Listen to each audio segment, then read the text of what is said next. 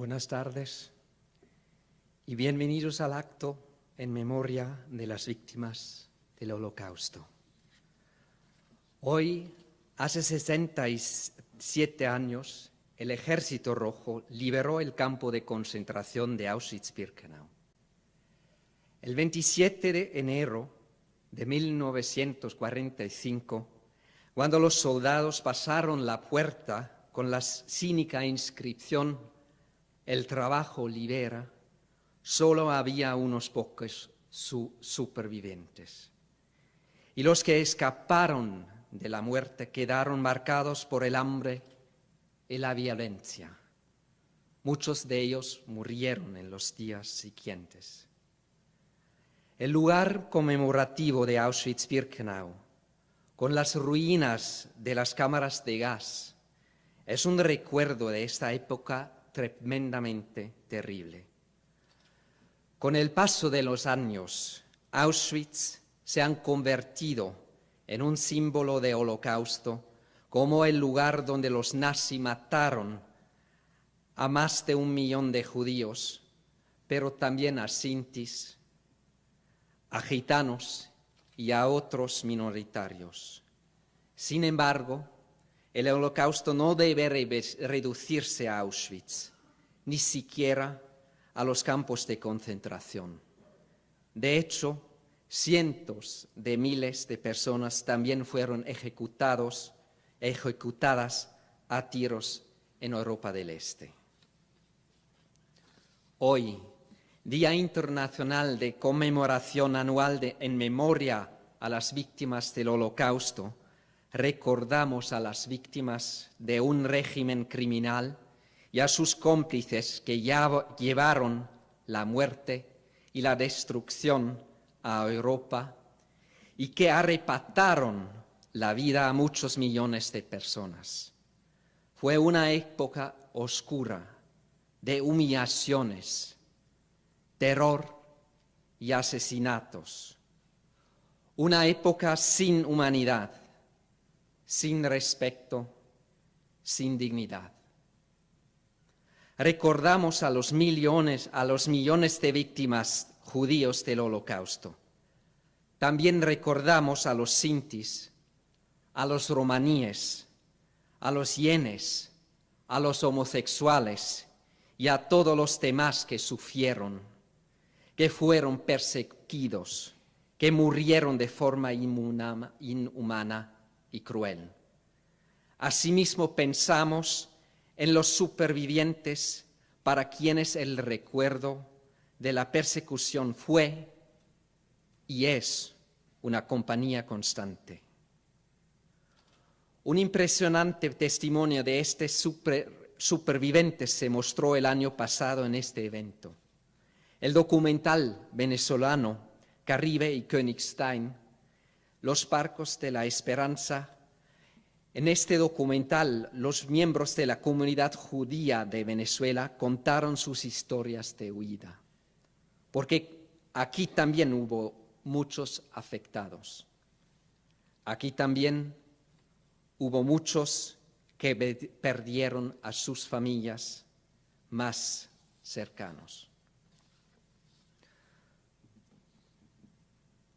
¿Por qué es tan importante la conmemoración? Porque pronto no habrá más testigos que puedan dar cuenta de primera mano de las barbaridades que tuvieron lugar. Con su desaparición, el recuerdo se convierte en una obligación colectiva para todos nosotros. No debemos olvidar el Holocausto. Primo Levi, que sobrevivió al Holocausto, dijo una vez: ocurrió.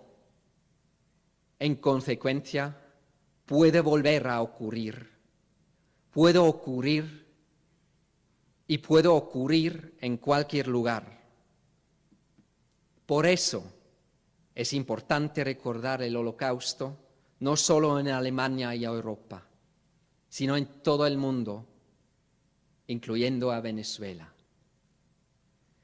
El Holocausto fue singular, por su radicalidad y su atrocidad, por lo que las referencias a los nazis casi nunca dan la talla. Pero aunque la historia no se haya repetido, no estamos vacunados contra nuevas maldades. Por ello debemos luchar sin descanso por la tolerancia, luchar por la coexistencia pacífica y luchar por los derechos humanos.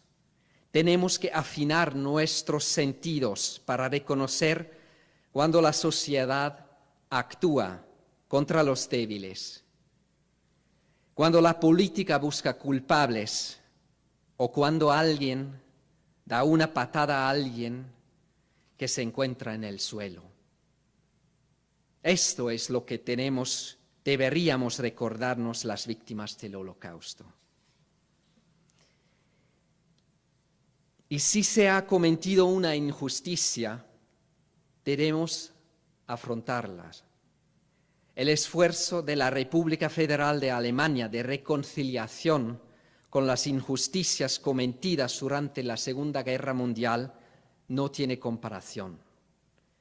Debido a eso, Alemania sigue siendo un modelo para todo el mundo cuando se trata de asumir el pasado y promover los derechos humanos. Desde la Segunda Guerra Mundial, la comunidad internacional ha desarrollado instrumentos para la reconciliación, a veces llamados justicia transicional, a veces tratamiento del pasado, dealing with the past. Esos instrumentos no deshacen lo que se ha hecho, pero son mecanismos que pueden contribuir a la superación, a la reparación y a la conciliación. Lo cual me lleva a Suiza. Se podría pensar que Suiza no participó en la guerra y que por su neutralidad tiene derecho a ser excluida de la historia mundial. Esto era precisamente la forma de pensar que dominaba en Suiza, hasta que la presión de fuera también causó un enfrentamiento con el pasado, un dealing with the past. En efecto, el debate sobre el oro nazi llevó a la creación de una comisión dirigida por el historiador Jean-François Vergier para investigar a fondo nuestro propio pasado. Después de años de evitar, Suiza tuvo que enfrentarse dolorosamente a su pasado. En el proceso se destruyeron mitos que hasta entonces resultaban cómodos y aceptados. Los suizos siguen escandalizados por el hecho que una cantidad de oro valorada en 1.600 millones de francos suizos, incluyendo el oro de las víctimas del Holocausto, haya pasado de Alemania a Suiza en esa época. Hoy se puede decir que no se trata de un asunto en blanco y negro. Suiza hizo muchas cosas bien y muchas cosas mal durante la Segunda Guerra Mundial. Y hay que tener en cuenta el contexto. Suiza estaba completamente rodeada de las potencias del eje en ese momento. Un corte total de las importaciones habría significado no solo el colapso de la producción, sino también hambre y muerte. Muchos de nuestros abuelos, incluidos los míos, se plantaron en la frontera por sentido de deber y del patriotismo, sin saber que los vínculos económicos y sobre todo financieros de Suiza con el Tercer Reich hacían improbable una invasión. También es notable que el fascismo nunca tuvo una oportunidad política en la población suiza. Suiza fue el único país europeo continental aparte de Suecia, que no solo sobrevivió a la guerra sin sufrir gran daño, sino también como una democracia. Nunca se suspendieron elecciones y el movimiento de derecha radical nunca pasó de un escaño de 200 en el Parlamento. Sin embargo, el antisemitismo sí existía en Suiza. Suiza fue un refugio seguro para muchos refugiados, incluso para parte de la familia de Anna Frank, por ejemplo. Después los nazis obligaron a dimitir el alcalde de Frankfurt en 1933 y lo sustituyeron por un nazi. Los judíos de Frankfurt se dieron cuenta que no tenían futuro en Alemania. La abuela de Anna y su tía emigraron con un parte de la familia a Suiza, mientras que el núcleo familiar de Anna se trasladó a Ámsterdam. No tenían forma de saber en ese momento si estarían más seguros en Holanda o en Suiza. Ya conocen el triste final de esta historia.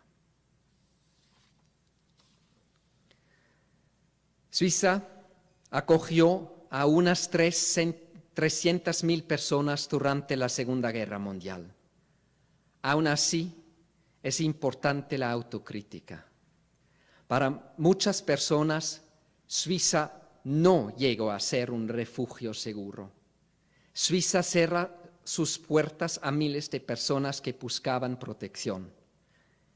El barco está lleno, dijo el entonces consejero federal von Steiger, y esto se convirtió en un triste lema que resumía la actitud de frialdad de gran parte del Estado.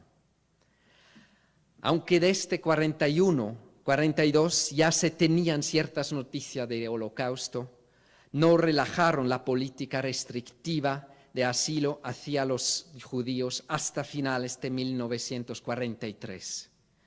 Según los historiadores, durante ese tiempo, 24.000 refugiados fueron rechazados en las fronteras suizas. La Comisión Bergier identificó una discrepancia entre el conocimiento y la acción y una negligencia de los márgenes de acción. Sin embargo, el fracaso moral de la burocracia se enfrentó al valor cívico de ciertos ciudadanos. El comandante de policía, Paul Grüninger, por ejemplo, salvó a varios centenares de judíos y otros refugiados de la persecución y de la matanza, haciendo casi omisión de las instrucciones, les permitió cruzar la frontera, lo que provocó su destitución sumaria. Su historia se cuenta en la película Expediente Grüninger, que se proyectará presencialmente en Caracas en los próximos días y de manera virtual en todo el país. Otro ejemplo es Karl Lutz, que trabajó en el Ministerio de Asuntos Exteriores Suiza. A partir de 1942, Karl Lutz dirigió el servicio de la misión diplomática suiza en Budapest, que representaba los intereses de Estados Unidos, el Reino Unido y otros países en Hungría. Él y su equipo se encargaron de facilitar la inmigración legal de los niños judíos de Hungría a Palestina, que entonces estaba bajo el mandato británico. 2 años después, Hungría fue ocupado por las tropas nazi y más de 400 judíos fueron deportados a Auschwitz y asesinados. Karl Lutz creó entonces un sistema diplomático humanitario para proteger a los judíos de Budapest.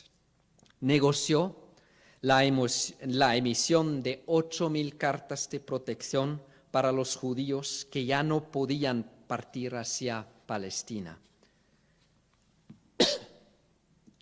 Sin embargo, no solo demostró capacidad de negociación, sino también astucia.